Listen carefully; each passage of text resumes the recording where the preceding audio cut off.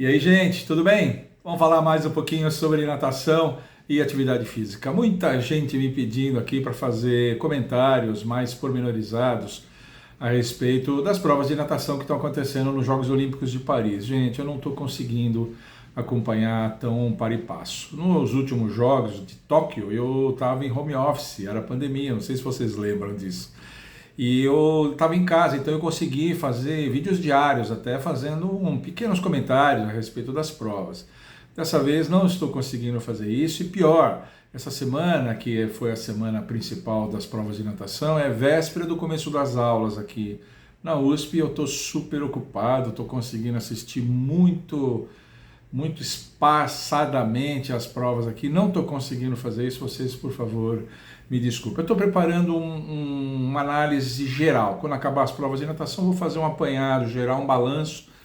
Eu espero que atenda aquilo que os meus seguidores aqui querem que eu faça. Mas hoje eu gostaria de falar não sobre natação, por incrível que pareça. Vamos falar sobre outra modalidade, porque foi um fato que assombrou todo mundo, assustou muita gente e rodou o mundo, ocupou a internet muito, que foi aquela reação que a atleta japonesa teve após ser derrotada numa das suas lutas. Aquele choro convulsivo que ela teve, né? Bom, a atleta se chama Uta Abe e ela é uma moça de 24 anos e luta na categoria até 52 quilos, aquelas moças pequenininhas, né? Normalmente lutadoras muito técnicas, né? E essa Uta Abe, ela é um fenômeno, ela é um ídolo no Japão, porque, como eu falei, ela não perdeu uma luta desde 2019. Ela vem de uma dinastia de pessoas ligadas ao judô. O avô dela parece que era judoca ou era treinador de judô. O pai também, o irmão também é um judô de nível olímpico. E ela é uma menina que vencedora, vence um monte de lutas aí, tá? E dá entrevistas nas revistas, faz reportagens, posta um vídeo dos treinamentos dela. Ela é uma celebridade no Japão e no mundo, né? Para quem acompanha a modalidade do judô, principalmente, ela é uma celebridade. E acontece que ela foi derrotada, acreditem, ela foi derrotada por uma uzbek, uma menina chamada Diora Kildiorova. Não sei se é assim que se fala o nome dessa moça. A Uta Abe estava vencendo a luta por Vasari e já no final da luta, faltando menos de um minuto, ela levou um golpe absolutamente claro, absolutamente nítido, muito bem dado. A outra lutadora é uma lutadora ranqueada internacionalmente, uma lutadora também de nível olímpico, levou um golpe e perdeu a luta. A rigor, não há nada de extraordinário nisso. Nada de extraordinário. A reação da japonesa foi um negócio impressionante. Eu fiz uma descrição bem longa dessa vez e deixei aqui embaixo um link para vocês verem. Quem não viu, provavelmente a maioria de vocês já viram, mas quem não viu, veja a reação da menina. Ela chorava aos gritos. Chorou convulsivamente no chão. O técnico não conseguia sequer levantá-la. Ela demorou um tempão para conseguir ficar de pé, teve que sair amparada, uma coisa impressionante, E aquilo me doeu muito, eu fiquei assim muito condoído com relação a isso e gostaria de pontuar algumas coisas. Eu fiz um vídeo há uns tempos atrás, eu vou deixar os dois links também aqui na descrição, falando sobre os fracassos fortuitos, gente. Essas coisas acontecem no esporte. Acontecem. Grandes campeões, no auge da sua carreira, não é final de carreira não, no auge da carreira, muitas vezes vão numa competição, favoritíssimos, as bolsas de aposta estão pagando 1 para 1. Não, se você apostar nele, você não ganha nada. Está todo mundo acreditando que o cara vai ganhar. E ele perde. Phelps enfrentou isso, Michael Phelps, quando nadava. Aquela saltadora de vara russa, Yelena Zimbayeva, teve um fracasso fortuito também na sua carreira, ficou com bronze. Foi numa prova lá, ficou com bronze, ficou atrás da americana e da cubana. Eu fiz 2 vídeos a respeito disso, vejam lá. E a grande lição desses fracassos fortuitos é exatamente essa, é que eles acontecem. Nada garante que você vá ganhar sempre, nada. Um belo dia, sem que nada acontecesse, nenhuma indisposição de saúde, nada de errado, nenhuma patriotada de juiz, nada, nenhum golpe duvidoso, nada. Você vai lá e perde. Perde. Esses fracassos acontecem. Então, a impressão que me ficou, eu gostaria de submeter essa minha impressão ao escrutínio de vocês, é que a menina não soube perder. Ela não estava preparada para perder. Não estava preparada para perder. Não sei se ela não está preparada para perder como um todo, mas naquele momento, naquela luta, ela não estava preparada para aquilo e sofreu demais. Sofreu muito. Aquele sofrimento foi um sofrimento muito além da conta. Eu acompanho esses atletas, acompanho os Jogos Olímpicos desde 72, acompanho esses fracassos fortuitos, já fiz vídeo a respeito disso, e eu vejo a fisionomia dos atletas, como eles reagem e tal. Há sofrimento, claro, o atleta esperava ganhar o país, havia toda uma esperança, uma expectativa, a comissão técnica contava com a medalha. Sofrimento há, mas a menina se desesperou, se desesperou. Então foi uma coisa muito além da conta. Então veja como os treinadores, como os educadores, como nós que trabalhamos com pedagogia esportiva, trabalhamos com educação física, a gente tem que aproveitar essas oportunidades e conversar que essas coisas acontecem e a gente tem que aprender a assimilar. A gente tem que aprender a assimilar, fazer na hora um esforço para assimilar esse tipo de coisa. Isso faz parte das lições que o esporte deixa para nós. De todas as contribuições que o esporte dá para um atleta, uma delas é essa. É saber suportar essa frustração, essa amargura toda. É uma sensação amarga, sem dúvida. Mas a atleta precisaria saber assimilar com um pouquinho mais de fibra, um pouquinho mais de tempo, era isso. Ela desabou absolutamente, parecia uma criança.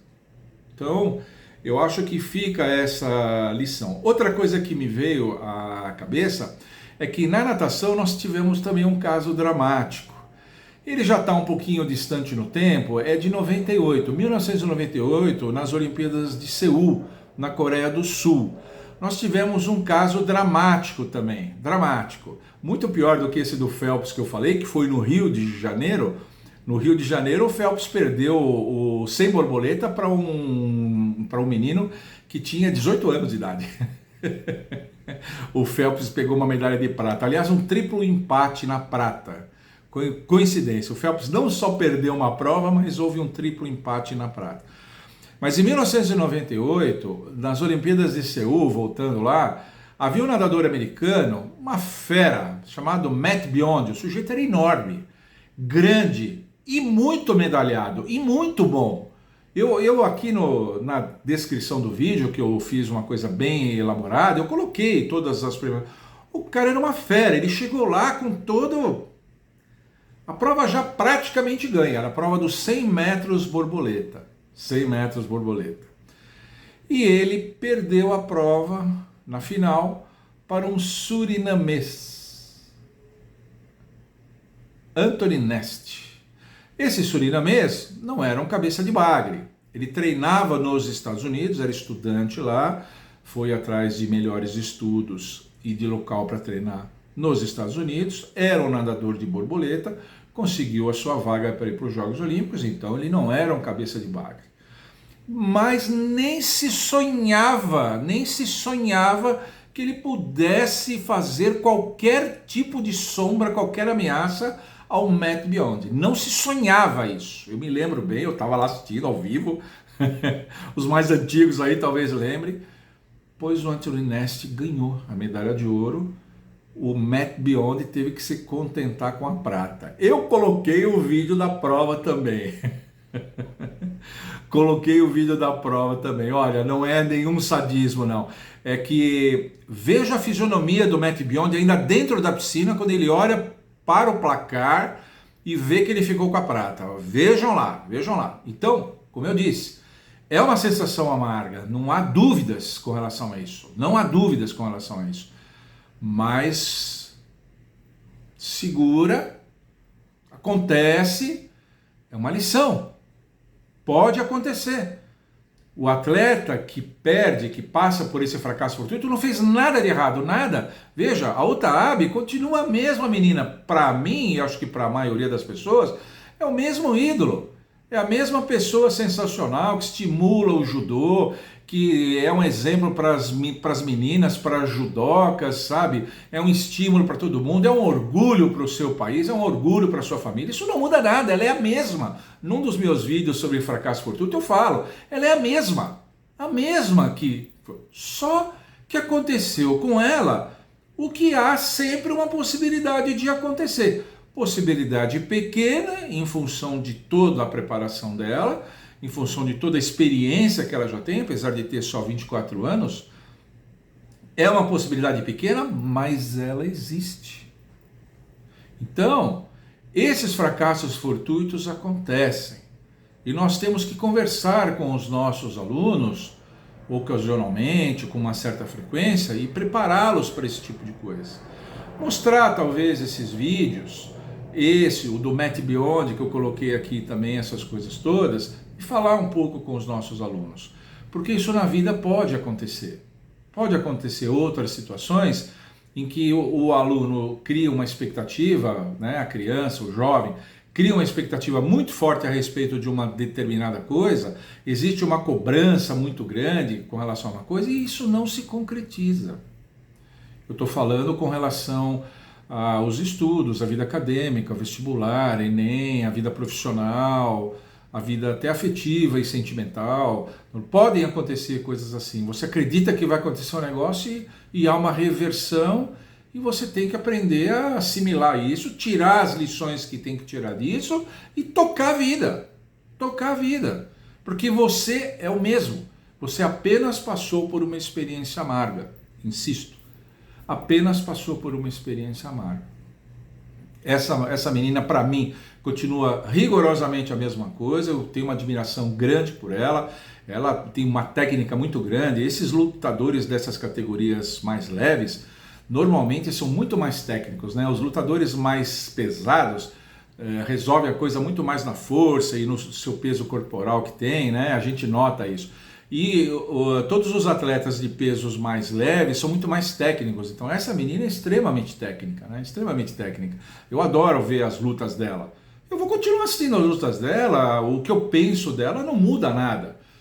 Mas a preparação dela precisa incluir isso, O fato dela não perder há muito tempo foi envolvendo ela, talvez, isso é uma especulação minha, numa aura de invencibilidade. Ela foi se envolvendo, deixando-se envolver por uma aura de invencibilidade, somada à pressão que sempre relatam para nós que os atletas japoneses sofrem muita pressão na modalidade judô, já que o judô é uma modalidade criada pelo Jigoro Kano, que é japonês. Lá no Japão, o judô é uma modalidade, é um negócio incrível lá. Há uma pressão muito grande. Então essa pressão muito grande, somada talvez essa aura de invencibilidade, ela não esperava aquilo. E essa aura de invencibilidade se esfacelou de uma hora para outra quando ela tomou aquele golpe. Um golpe absolutamente normal, não foi nem uma vitória contestada, uma vitória dúbia, nada disso. Levou um golpe, um ippon perfeitamente viável, perfeitamente dentro das regras. O ippon encerra a luta, ela perdeu. É isso. Queria dar esse toque. Leiam aqui o arrazoado que eu fiz na descrição, assistam os vídeos que eu deixei, levei um tempo para fazer a pesquisa e colocar isso. Eu acho que todos nós que estamos próximos do esporte, seja como praticantes, seja como orientadores, seja como simpatizantes e amantes do esporte, é um assunto legal para a gente tomar contato, porque, como eu disse, esses fracassos fortuitos acontecem com uma certa frequência. E nesses Jogos Olímpicos parece que foi esse fracasso fortuito da Uta Abe foi o mais emblemático. Tá bom? Por hoje era isso, espero que vocês tenham gostado. Se vocês gostaram, por favor, aqui, C, curte, compartilhe, comente, assista os vídeos, os links que eu deixei aqui, comentem sobre esses links também, né? Tire um tempinho para ver isso, acho que vai ficar bem completa a compreensão de vocês. E continuem mandando para cá as suas sugestões, porque aqui nesse canal, as melhores viram vídeo. Tchau!